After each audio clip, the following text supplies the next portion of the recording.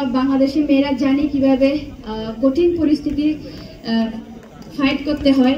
তো আপনারা আমাদের উপর বিশ্বাস রাখবেন, আমরা আপনাদেরকে নিরাশ করব না। আমরা শুধু এশিয়া না, আমরা বিশ্ব মঞ্চে বাংলাদেশকে নিয়ে যেতে চাই।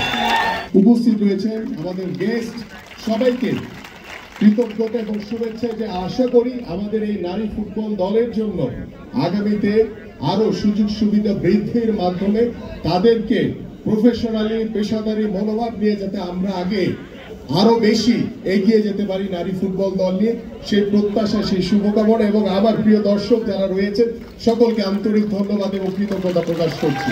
সবাইকে ধন্যবাদ। ধন্যবাদ জনাব আমিনুল হক আপনাকে।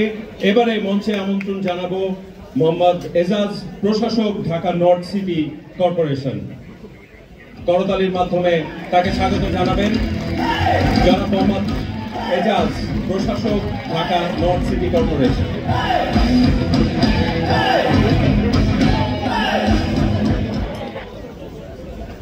সর্বপ্রথম অভিনন্দন জানাচ্ছি আপনাদের সকলকে। আপনারা বাংলাদেশের মুখকে পৃথিবীর দরবারে নিয়ে গিয়েছেন এবং আপনাদের সকলকে এক নদী শুভেচ্ছা জানাচ্ছি।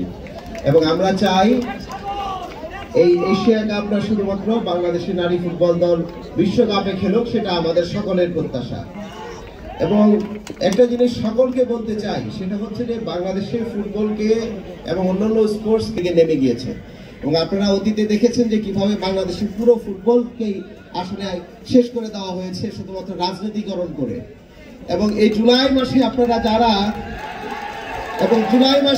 যারা আজকে বাংলাদেশের মুখকে উজ্জ্বল করেছেন, ঠিক একইভাবে আমরা দেখেছি যে ফুটবলকে যখন রাজনীতি মুক্ত করে একজন দক্ষ টিম লিডার আমাদের তাবিদ ভাইকে যখন দায়িত্ব দেওয়া হয়েছে, তার মাধ্যমে আমরা দেখেছি যে প্রতিভা এবং মেধাকে যখন সামনে নিয়ে আনা হয়, তখন কিভাবে এটাকে কেপেবল লিডারশিপ দেশের বাইরে গিয়ে বাংলাদেশকে রিপ্রেজেন্ট করতে পারে, তারই নমুনা আমরা এখানে দেখতে পেয়েছি।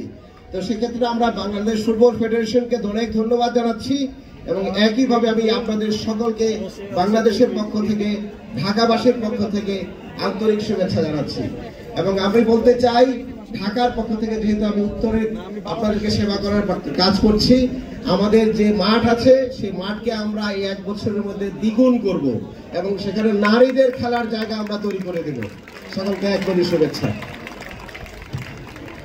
ধন্যবাদ জনাব মোহাম্মদ এজাজ আপনাকে।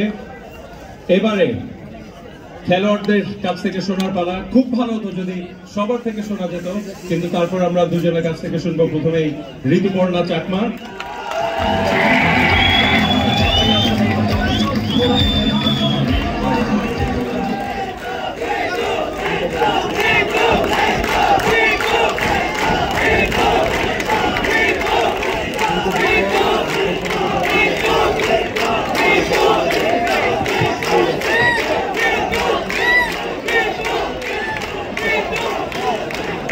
প্রথমে ধন্যবাদ জানাচ্ছি দর্শক বৃন্দকে এত কষ্ট করে মধ্যরাতে আমাদেরকে ওয়েলকাম করার জন্য, এবং ধন্যবাদ জানাচ্ছি আমাদের প্রেসিডেন্ট এবং আমাদের কিরণ ম্যাডাম এত কষ্ট করে আমাদেরকে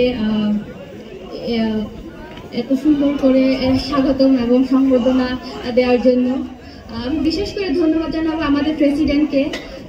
আমাদের যা সুযোগ সুবিধা লাগে উনি আমাদেরকে ওভাবেই দিচ্ছেন এবং ভবিষ্যতেও দিয়ে যাবেন। আজকে যে এই পর্যায়ে আমরা আসছি, এটা হচ্ছে একটা ছিল টিম ওয়ার্ক। ফুটবল খেলা কোনো ইন্ডিভিজুয়াল খেলা না। আমরা জানি, আমরা বাংলাদেশি মেয়েরা জানি কিভাবে কঠিন পরিস্থিতি ফাইট করতে হয়। তো আপনারা আমাদের উপর বিশ্বাস রাখবেন, আমরা আপনাদেরকে নিরাশ করব না। আমরা শুধু এশিয়া না, আমরা বিশ্ব মঞ্চে বাংলাদেশকে নিয়ে যেতে চাই।